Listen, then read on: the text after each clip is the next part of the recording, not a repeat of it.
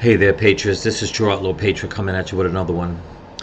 Okay, before I continue, um, I just want to say this is going to be kind of a lengthy one, and I'll tell you why.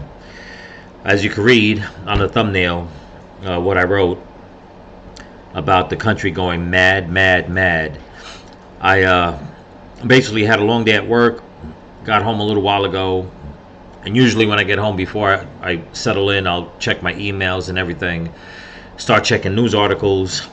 So I turn on my laptop, I put on my homepage, and my God, the news articles are just flying with all kinds of stuff going on in this country.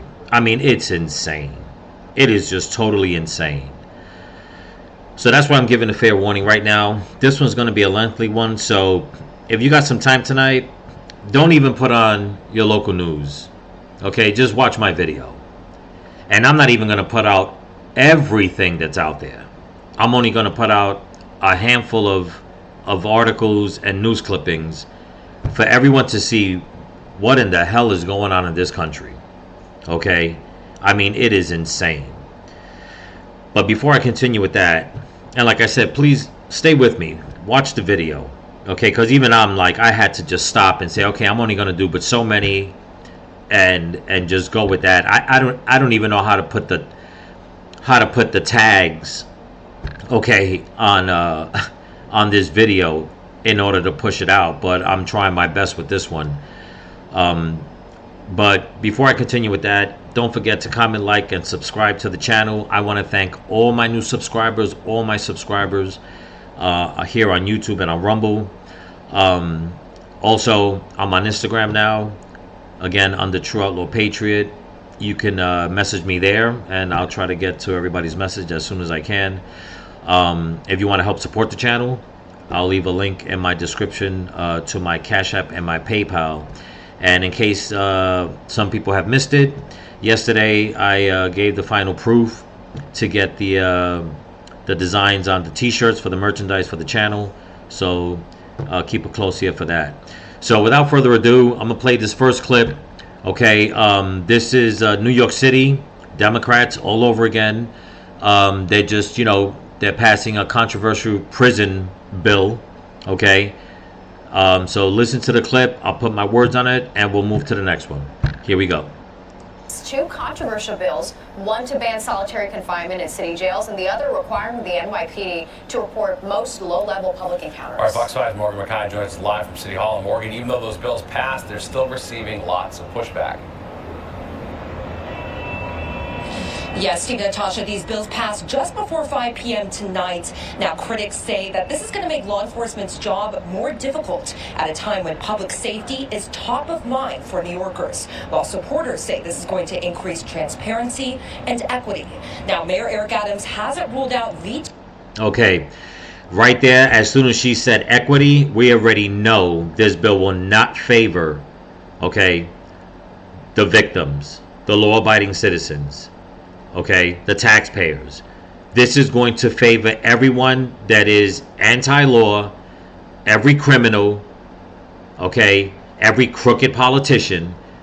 Because when you have those words, equity, inclusion, all that bullshit that the leftists keep pushing out, it does nobody no damn good. But let's continue. Vetoing these bills, but the city council does have enough votes to override this veto if needed.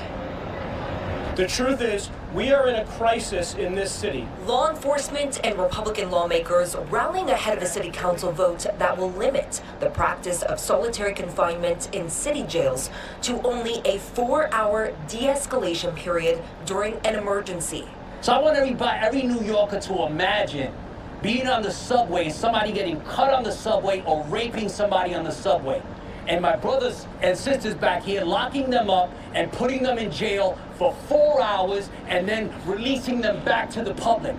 That's what they want to do to every correction officer. The Adams administration, which is against the bill, argues that there is no longer such a thing as solitary confinement, rather what's called restrictive housing. Right now, detainees living in restrictive housing are allowed 7 hours outside. Under this new bill, it would be expanded to 14 hours. Okay. Now, you know what? Eric Adams, what his problem is that he's not getting in the face of these leftists that are making these policies. Okay. You know, he is the police chief. And I'm pretty damn sure that every single cop, every single correction officer, okay, in New York would stand behind him if he would just turn his back on the Democratic Party. It doesn't mean he has to stop being a Democrat, okay? Because I don't think he'd stop being a Democrat.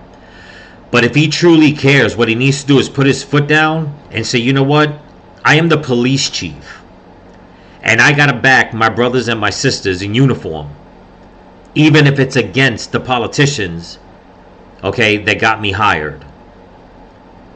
That's the only way. Because if not, he's going to have people like Alvin Bragg, okay, and what's her name? I think of Fannie Willis or whatever. When he has to go up against people like that, it does no good for the law-abiding citizens. Okay? Only the criminals benefit from this. But let's continue. There's isolation that the UN has called torture. And that is what we want to end. We want to make sure that the psychological effects of isolation that is proven is not something that is done anywhere in the city. However, Okay, you know what? That dude right there, get him out of office. Get him out. You know, he's more worried about the freaking criminals being in isolation. Okay? If anybody has ever met anybody that's gone to prison, they hate solitary confinement.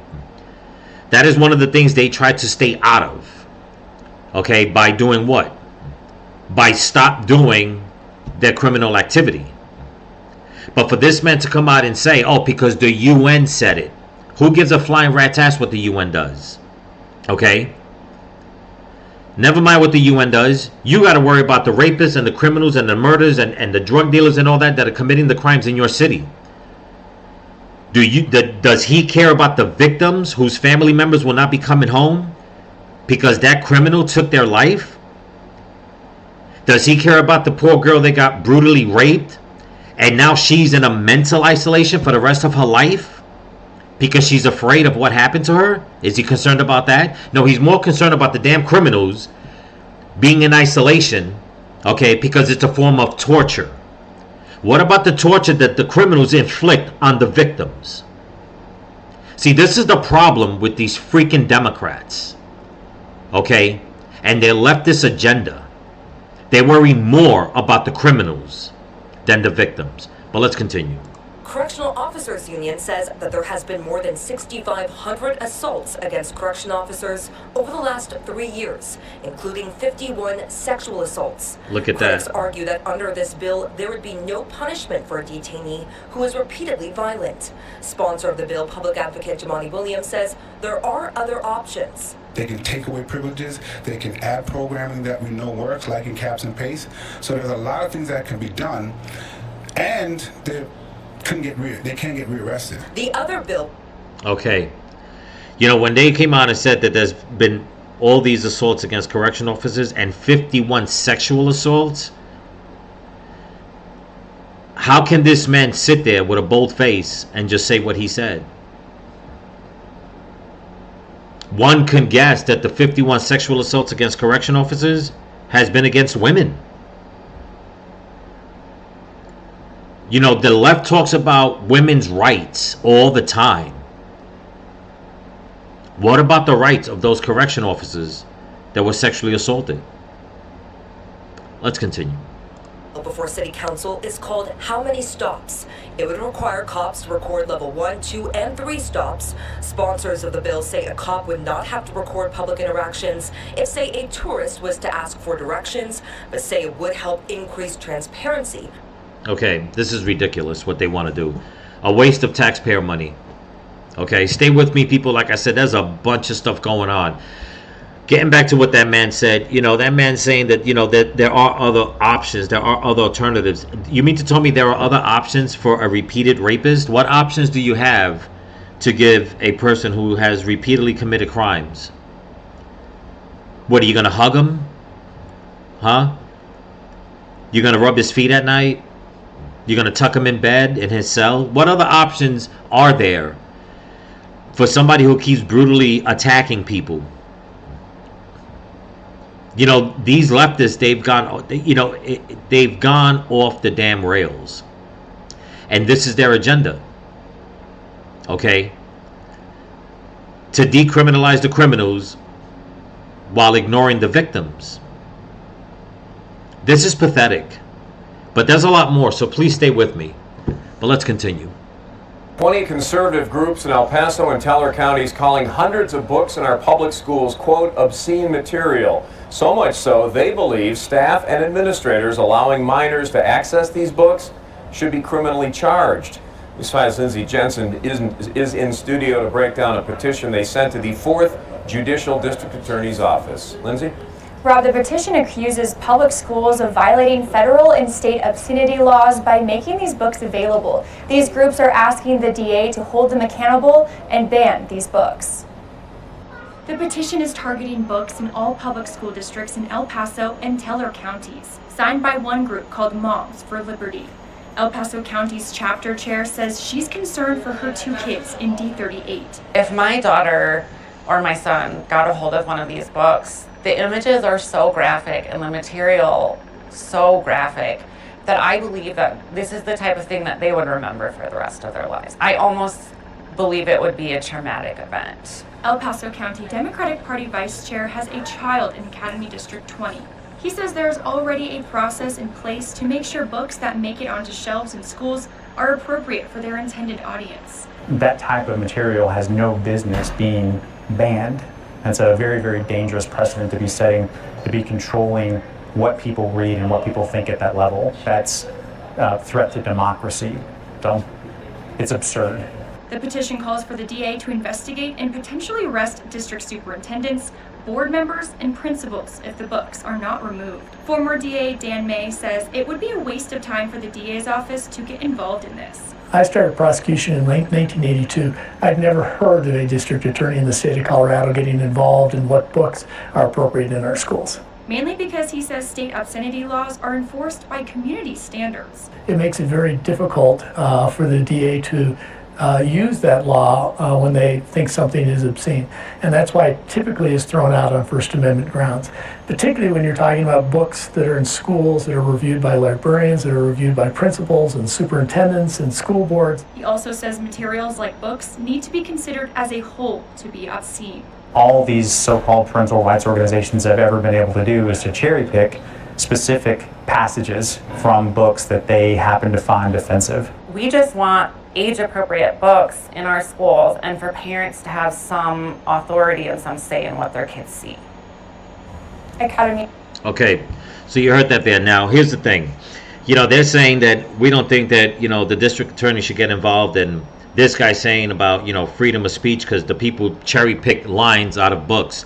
You know, this has been a controversy where the left has been trying to push their sexualization agenda on the students in school, especially the young ones, the very young ones. Okay, I mean, to the point where the Department of Justice under Biden, as we all know, has implemented them to go to school board meetings and go after parents that speak out about this stuff. So yes, the federal government has been involved, but doing the bidding for the left. Okay, now that was the video. Here's the article, and I'll read the article as quickly as I can. Like I said, there's a lot more that I want to cover, so bear with me. But it says the growing number of book bans in the U.S. are using a so-called parental rights movement as cover for a wide-ranging attack on civil rights in America. I love the way they start this. Okay, this is done by The Guardian, of course. Anyway. A Democratic congressman has warned. Leave it up to a Democrat to come out and say that parents, okay, are using a so-called parental rights movement as a cover for a wide-ranging attack on civil rights. Really? You mean the way the transgender community pushes their way on everybody else and trampling on, you know, straight people's civil rights? Okay, I wonder if he's, you know, if he means in that, you know, in that text. Earlier this month, a new study by Penn America revealed that there have been at least 5,894 book bans in U.S. public schools from July 2021 to June 2023, with more than 40% of them in Florida, birthplace of a right-wing parents group called Moms for Liberty. I love the way he says that, right-wing. Well, let me tell you something. To whoever wrote this article, you're a jackass, okay? Because a lot of people that are Democrat, that vote Democrat, are against this kind of filth in the schools also.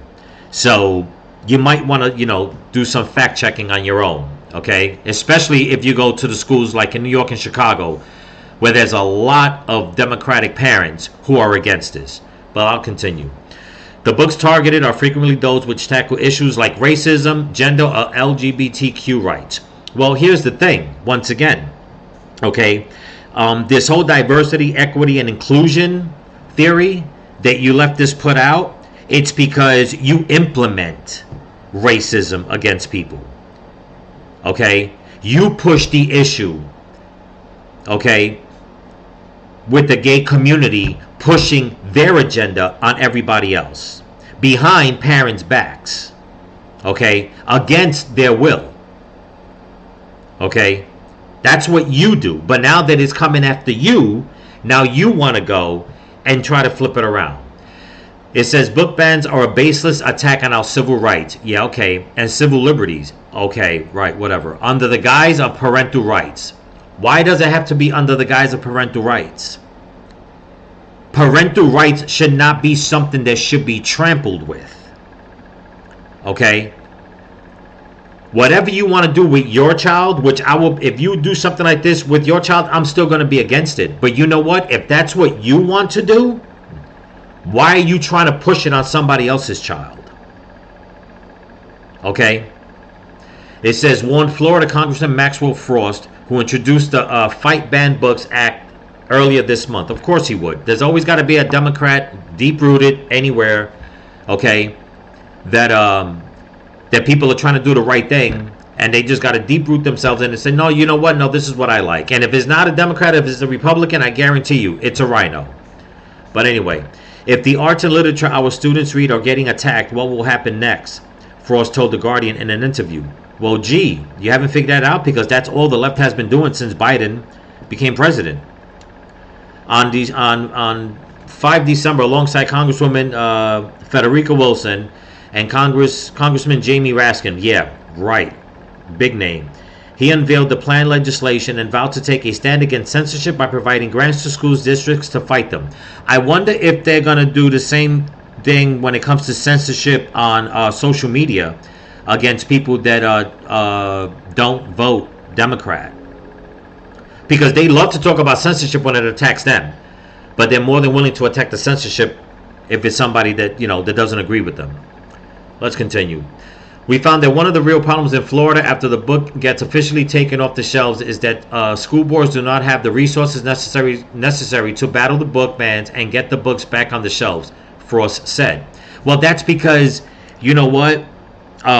Maybe the books aren't good enough, and maybe you should be spending your taxpayer money on something else. Okay? Instead of trying to put these filthy books back on the shelves. Okay? I have not personally held one of these books in question in my hand. I have done my research, though. And let me tell you something. I mean, in all honesty, this is not for children. A lot that's in those books is definitely not for children. Okay? It is made for sick, perverted people. Plain and simple.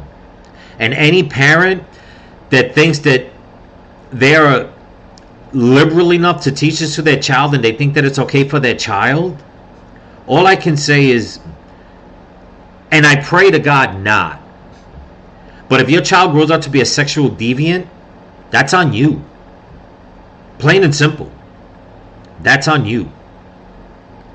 When your child at 3 or 4 or 5 years old is being taught stuff like this, and then they go and try to perform it on another child because they don't know, children are curious by nature. Don't cry when somebody comes and tries to arrest you or sue you for what your child has done. That's all on you. Okay? And I pray that God will touch your hearts and free your mind from this so that you don't implement this on your children. Okay? But I love the way these Democrats want to flip things around and make it seem that now all these, far right leaning parent groups. Listen, if you're a parent that cares about your child and you don't want your child engaged in this kind of stuff, if that makes you far right leaning, then so be it. It's better to be far right leaning and not want your child exposed to this than to be sexually perverted on the left and want to push this agenda. So that's what's going on with this story, people. Let's get to the next one. Here we go. Of factors play into poverty, and subsequently homelessness, and new research confirms that. Tonight we looked at this issue nationally in Ohio and at the local level here in Franklin County. The big takeaway, poverty is on the rise just about everywhere. For mom Tabitha Suntimer, a connection to the Salvation Army has been a godsend. I don't have enough money anymore to go through the month. We caught up with Tabitha as she waited with hundreds of others for her chance to shop at a holiday toy giveaway organized by the Salvation Army. She tells us holidays aren't always filled with joy, but often decisions, tough choices on which living expenses to pay or whether to buy gifts to bring her young children that holiday magic. I qualify for benefits. I work. I also go to the food pantries on a weekly basis, and we still barely get by. And I still have to utilize generous places like this. According to several researchers, homeless coalitions, and federal agencies, this is a story all too familiar for millions of Americans. When we see the rates increase, when we see the conditions worsen, that is often an indicator that those same pressures are going to be felt across the continuum of people. Amy Rigel, executive direction at the Coalition on Homelessness and Housing in Ohio, says some data like homelessness counts are often used as a temperature check of sorts, an indication that if conditions continue, other economic groups could also be impacted. At a national level, a study released this month by Housing and Urban Development found the United States experienced a dramatic 12% increase in homelessness to its highest reported level. And here in the Buckeye State, Ohioans feeling the pressure. Homelessness increased by 7% last year in the state of Ohio. And on a more local scale, rate of poverty also seeing an uptick. Everybody in our community has the potential to experience this issue at some point in time in their lifetime. Danielle Seidnor, CEO with Rise Together Innovation Institute, and her team crunched the numbers to reveal the severity of poverty in Central Ohio. 1 in 7 people in Franklin County are currently experiencing poverty. So a family of 3 that makes less than $23,000 a year would be experiencing poverty. While both agency leaders admit the data can be jarring, they agree knowing the stats and sharing the data are good first steps to addressing the problem. We are in a position where the problem is not out of control. We can take efforts at the state and local level and really be able to help people find housing, to have a place to call home. And we believe that this information will be foundational in making the right types of decisions. Okay, now obviously you heard what's going on. This is in Ohio. A place that Biden has yet to go see after that train derailment, but I digress on that. So now we have this going on with the poverty, rising in Ohio. Okay, but meanwhile you have the government, the federal government helping the state and local governments, bringing in tens of thousands of illegals and giving them billions upon billions upon billions of dollars in aid, while millions of Americans, are in poverty. And people wonder why so many Americans are getting angry and they're switching sides. People wonder why Trump's policies opened up a lot of people's eyes and why his base is getting bigger and bigger. People wonder why so many American, black people, Latino people, Asian, you name it, are leaving the Democratic Party because they're fed up with what's going on. You know, Biden sits there and says with his lapdog, his press secretary, that the economy's doing great, that we've added new jobs. No, you haven't. The economy has been basically, we've been trading each other's money that Trump made for us. Okay? The problem with that is that that money is confined to a certain area because a lot of jobs still have to be filled, but those jobs are being taken away and they're being given them to illegal immigrants, and a lot of money has been taken from, let's just say, projects that should have been implemented in different states to cater to the illegal immigrants.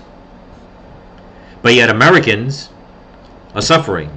While still working, they still have to go and get food stamps and get some kind of aid or whatever the case is, or try to find affordable housing, which I despise that term because I don't think affordable housing really helps anybody. I think it puts everybody in a certain class when they could be making a lot more money and live a lot better. Okay? Affordable housing is just a tool, okay, for the government to hold people down, in my opinion. Okay?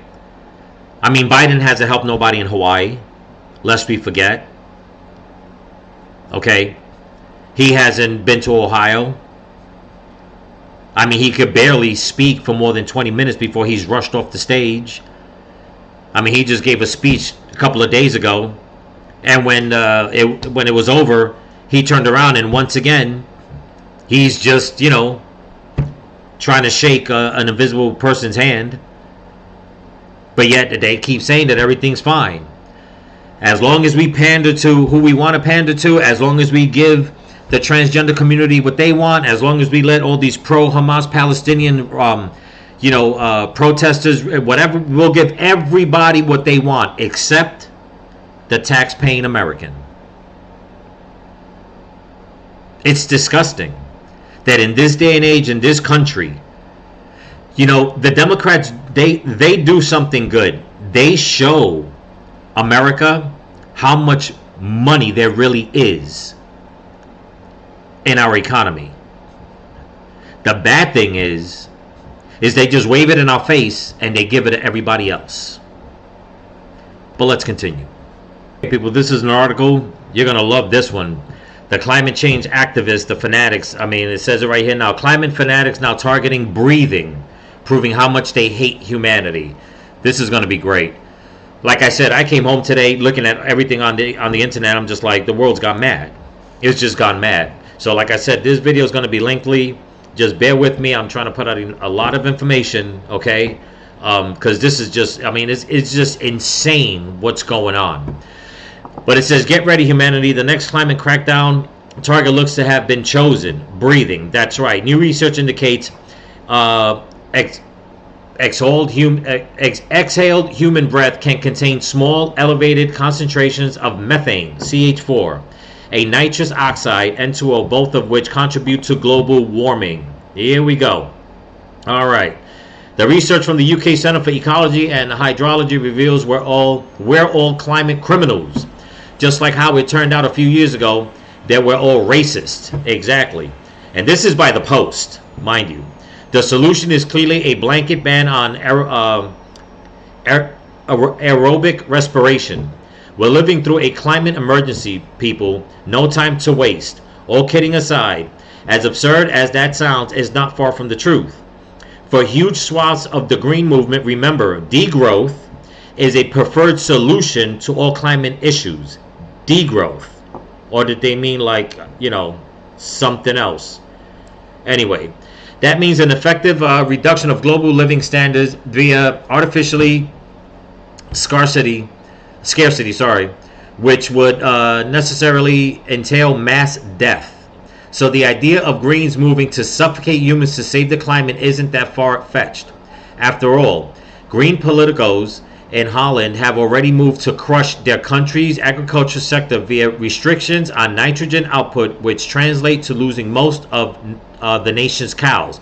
That's right, in the UK, they're like killing cows. I believe in Ireland, about a year ago, something like that, they slaughtered this one man's farm. I believe he had about 2,000 cows. They came down on him hard for and I may be wrong in the place, but it was somewhere in the UK. And you know, it makes you wonder what in the hell is going on. The world's gone mad.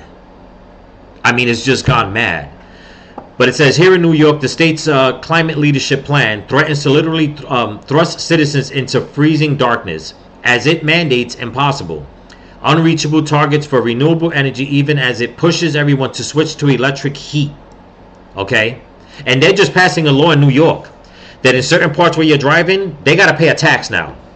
Truck drivers and stuff like that, you know, whoever's delivering food, you know, New York is always congested with traffic. Now when you reach certain areas, they're charging an extra tax on those delivery drivers.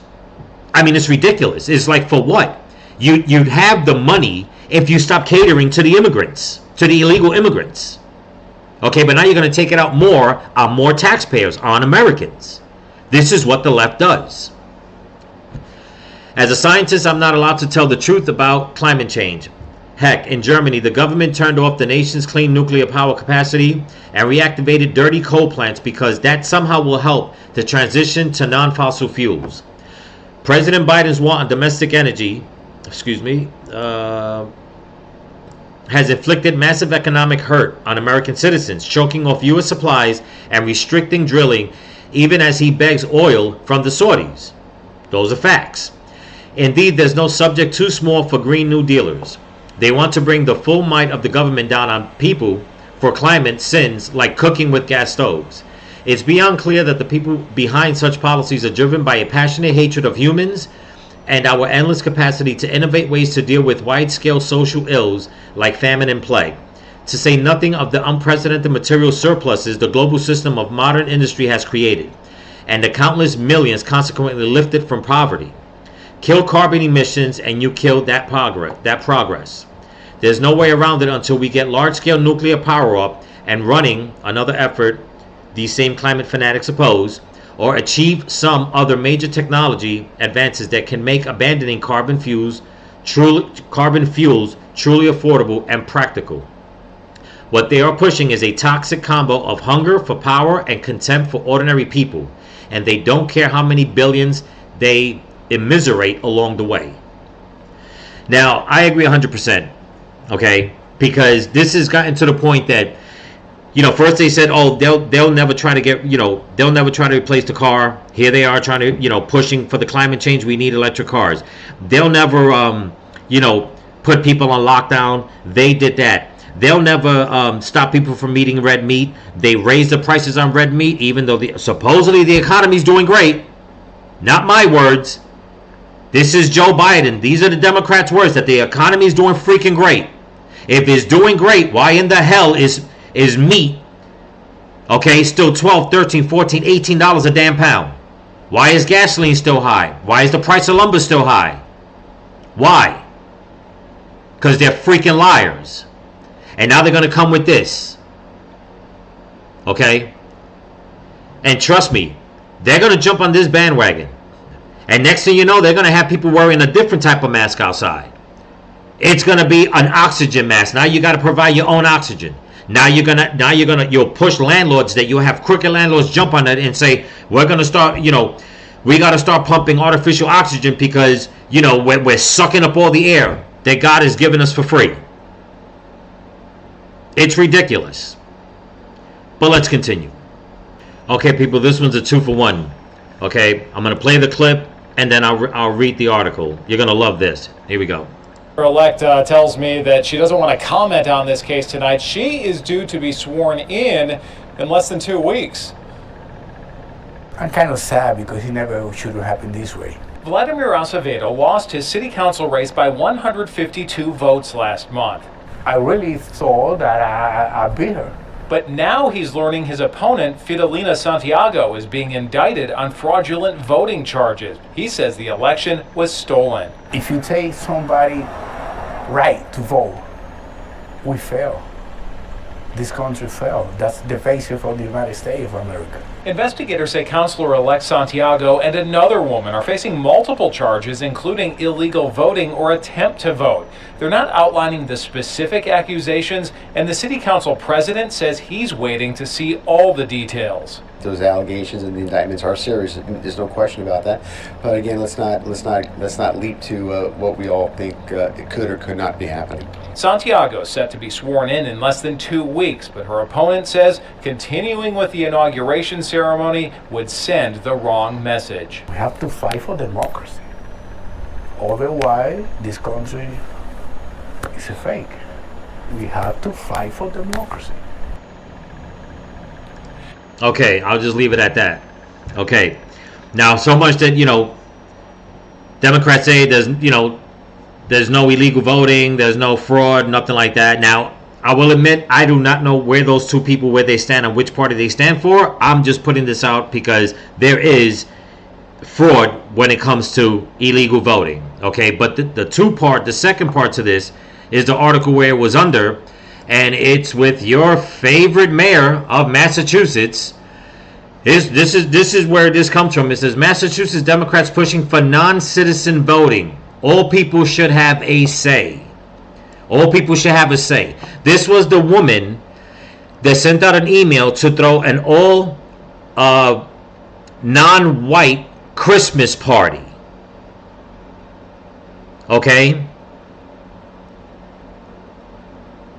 Can you believe that?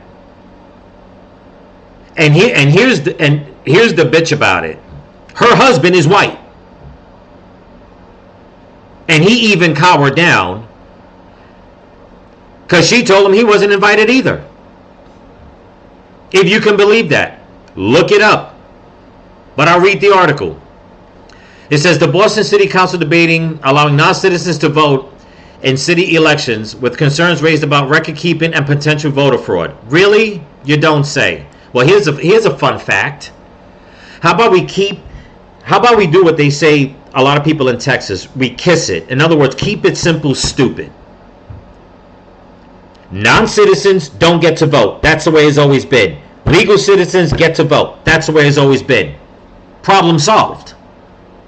Problem solved. Oh, and people that died, they don't get to vote. I mean, that should just be a no-brainer. Anyway, we have people who, despite not being given a voice in their local government through the ballot, have worked, sacrificed, and invested in their neighborhoods. And all people should have a say in the decisions that impact their daily lives, Councilor Kendra Laura said. Yeah, but it's also called, you know what? When you're supposed to come into the country legally, you be a part of society, okay? You pledge your allegiance to this country, and then you're allowed to have a say-so. Till then, you keep working and you keep kicking rocks until you get that stamp. I can't say it any other way than the way these damn stupid-ass Democrats understand. You should never have a conversation with somebody and insult them in the conversation. That makes no sense. But it seems like these morons, these Democrats, it's the only way you can talk to them is by being rude to them. Because they are rude themselves. Okay? It says our preferred method would be to use the Secretary of State's database because it's just one place where we can house everything. Yeah, okay. Elections Commissioner Anaida Tavares said. It's easier to update voter information, give voter history to voters, and everything of that nature. City Council Liz B. Braden said, if they're on the pathway to citizenship, you didn't want a mistake to happen that will put that in jeopardy because the federal government has a big black and white all or nothing approach to these things. So right here, this woman right here should step down. If they're on their pathway to citizenship, they need to go through the legal process. Voting in this country is a right. Okay? For you to come out and say, well, I'm in here anyway, you might as well let me vote also. No, that's not how it works. What these Democrats are implementing is a world ideology to overtake the American way of living. Because being a citizen of this country is to show your allegiance to this country. Because if we don't, we'll have things like Sharia law in this country, socialism running this country, communism running this country. But these people are communists and socialists themselves any damn way. But let's continue. Meanwhile, Mayor Michelle Wu faced controversy for hosting a No Whites Allowed Christmas party, defending as a long-standing event and dismissed as an honest mistake. Yeah, okay. You know, if she wasn't pushing for illegals to vote, I probably would believe that. Not. After invitations were mistakenly sent to white council members, the party exclusion even extended to Wu's own white husband. What kind of a pathetic woman or pathetic man or pathetic person would do that to their spouse? That you are so self-loathing and such a propagandist that you would cater to something that would offend your own spouse. I'm telling you, the Democrats are freaking demented. They're demented. And this woman should be voted out and stepped down. Because this is not moral anymore. It never was from the beginning. It was never meant to be moral. And I tell you what, if I had a wife, if I was married, and she pulled something like that, okay, the term happy wife, happy life, that would apply. I'd make her happy and not go. But while she's at the party, I'd be packing my shit to leave, and I'd be mailing her some divorce papers. But let's continue. And less than 24 hours after Governor Abbott signed SB 4, the ACLU of Texas, Texas Civil Rights Project, and others filed a lawsuit to try and stop it from taking effect. SB 4 allows Texas police to arrest people who cross the border illegally. Migrants could face a fine and 6 months in jail. Repeat offenders could get up to 20 years. It also enables judges to send migrants back. While Abbott believes it will deter many from crossing in the first place, the 20-page lawsuit claims immigration is a, quote, quintessentially federal authority and that SB 4 is patently illegal. We think that the law isn't constitutional, and we hope that the lawsuit will be able to challenge its constitutionality. Governor Abbott argues the Constitution specifically allows states to protect their borders when the federal government fails to do so. Well, there you go. Okay. Once again, now you got the ACLU, okay, protecting illegals over Americans. Never mind the Americans that have been murdered by illegal immigrants, raped by illegal immigrants. You know, the crime that they're implementing on American society. No, they're more worried about the illegal immigrants. Okay? This man is trying to protect the country because Texas is where it's at. They're all coming through Texas, through Arizona. I mean, now Delta and the Biden administration just got busted because they're giving them like first class tickets. They're flying them in. Okay? Only a couple of news outlets have put it out. Mainstream media hasn't. But Delta is flying them in. They are taking our taxpayer money from the government and giving flights to illegal immigrants. Okay? Delta. Not American Airlines. Delta. But then again, at the same time, I would not be surprised if all the airlines are doing it. And then giving them first class. I've never flown on first class. I've been on a plane a few times. I've never even thought about flying first class. Because I mean, if you like it, you like it. That's up to you You got the money, go right ahead.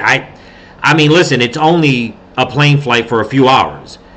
If you was going to bump me up to first class in a hotel for a week, sure, I'll take it. On a plane, that's up to you. But they're flying them in. This man's trying to do something to help people, the American people. Okay?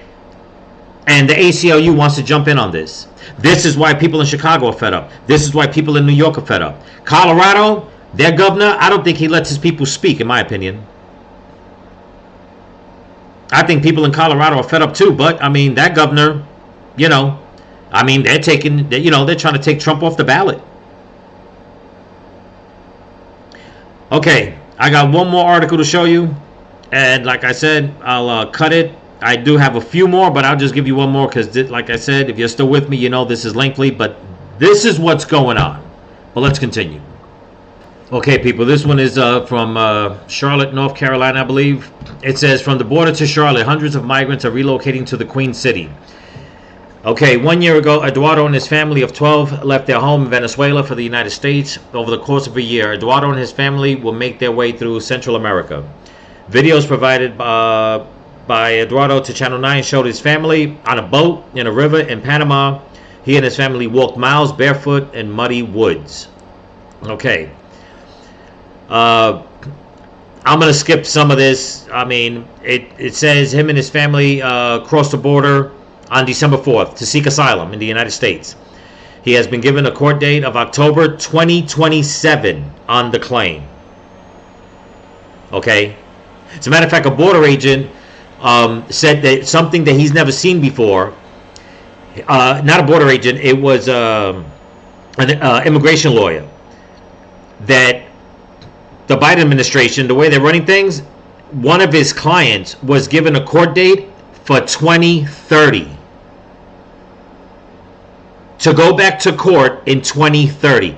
That he says, I've never seen an 8-year court hearing. I've never seen any immigrant that had to come back in 8 years. That's insane. I mean, it's usually 6 months to a year. Now it's like, nope, let them stay as long as they can. Let them eat up the resources as long as they can. But anyway, let's continue. It's a journey that stays with you, he said in Spanish. From the moment we started the trip, it was traumatic for the children and for us to experience the dangers of each country. See, this is what the Democrats don't give a flying rat's ass about. They just say, come on in, the border's open. They don't care what happens. They don't care who lives, who dies. They just want to know who's going to make it here, so they can help them pocket that money. After crossing the border, Eduardo set his eyes on Charlotte. He said he heard Charlotte is a good city for immigrants with plenty of construction jobs. Ding, ding, ding, ding, ding. You see, people, I've been talking about this for the longest. I work construction myself. I put out countless videos since I started this channel back in July. That is one of the problems that the middle class people like me suffer from. And that is when illegals come in and take the jobs. When I was in Little Rock, Arkansas, you would not believe the illegals with brand new kick-ass trucks, stacks of money, farming equipment. And I'd stop and try to make conversations just to find out information because I'm fluent in Spanish. Okay? Not one of them could barely speak a lick of English. Many of them said the same thing. The government was giving them money. Because my thing was always like, how do you come here from a country, a socialist country, whatever the case is, and how do you land all this money? Well, and you don't have to take my word for it. Look at the people in Chicago that have been protesting. They're giving families of migrants up to $9,000 a month to help them. $9,000 a month. The average American, middle-class American, is probably bringing home about $2,000 to about $2,500 a month. Between $500 and $650 a week if they're lucky. They're giving these people, okay, $9,000 a month in Chicago. Let's continue. He and his family paid for a bus from McAllen, Texas to Houston, and then to Charlotte. After a 30-hour ride, they were dropped off near the Compare Foods on North Tryon Street and nowhere to go. They lived on the streets of Charlotte and worked with the Latin American Coalition to find housing. Eventually, they were placed in an Airbnb. The Latin American Coalition needs to be abolished. Sorry, it's the way it should be, because all they do is help illegals and they take away from Americans. Eduardo started a construction job on Wednesday. Oh, whoopity-doo, that's great. Hundreds of migrant families have similar stories and are living in Charlotte. Hundreds of migrant families have similar stories and are living in Charlotte. Okay? Camino, a Charlotte organization that helps migrant families, has helped more than 400 families since May. We have seen an increase since the crisis at the border, said Dr. Carolina Benitez, the clinical director of behavioral health at Camino. More families and individuals have come to our organization and identified as new migrants, lacking resources and lacking documentation. They're not new migrants. They're here illegally. Of course they're going to be lacking that, because they've come here illegally. But it's organizations like that in America that spit on our Constitution. They spit in the face of the American taxpayer. They spit in the face of the immigrants that came here legally and went through the process, years and years and years of going through the process to become an American citizen. I'm not even going to read the rest of this because it just brings out a lot of anger in me. But if you want to look it up, it's on WSOC Charlotte on their, I guess this is their newspaper page. Okay? Check it out and read it. I mean, it just goes on and on and on. And I have more articles I want to talk about, but I got to keep it short. I'm well past over my time. I'm probably just going to have to go onto live streams and do this and have everybody join and put their 2 cents in. But this is what I came home to after work. All this chaos. And there's tons more. Tons more. From what's going on in the schools, from what's going on overseas. I mean, it just goes on and on. And it makes people wonder why. Why are so many people pushing back on the left? It makes people wonder how in the world is Joe Biden still president? Nobody in his administration is getting impeached. Okay?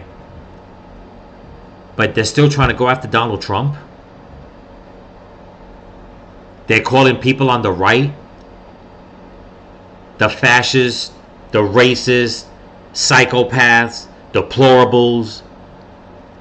We're not the ones doing this. We're not the ones letting in hundreds of illegal families into Charlotte, North Carolina. We're not doing that. There's no right-wing organizations helping them get their paperwork. No Republican organizations helping them get their paperwork. Giving them housing and food, while people in Ohio are in poverty. People in Hawaii have still yet to have any kind of relief. No, no, no. This is why 2024 and up until that presidential election, as many Democrat mayors, governors, lawyers, judges, district attorneys, the president, they got to be voted out. They have got to be voted out. They are implementing too much freaking chaos in this country. That's why my thumbnail says this country has gone mad, mad, mad, mad, mad. The Democrats are making this country mad. But that's what I got for you. Hope you like it. Please comment, like, share, subscribe, pass it around. And I want to say something to the Latino community. Okay? As an American, and I've said this before in my earlier videos months ago, me being born and raised in the Bronx, I see how the influx of people coming in from Latin America, South America, how it affects the Latin community in a negative way. The American African community, like in Chicago, they've woken up. They've woken up. And a lot have woken up in the Latin community also. But more of the Latin community needs to wake up. Okay? They need to wake up. And to all you liberals out there, you're not helping nobody. You're really not. You're really not. But anyway, if you want to help donate to the channel, in my description there's a link to my Cash App and my PayPal. Again, don't forget to comment, like, share, subscribe. For Christmas, if you can't send anything to help the channel, that's fine. But if you can subscribe, that'd be great. I'm trying to get my subscription up, 500. Over that, be even better. Just trying to get this thing going. And once again, the merch will be out soon. So keep an ear to the ground for that. And remember, people, stay vigilant, keep praying, and keep praying for each other. Peace.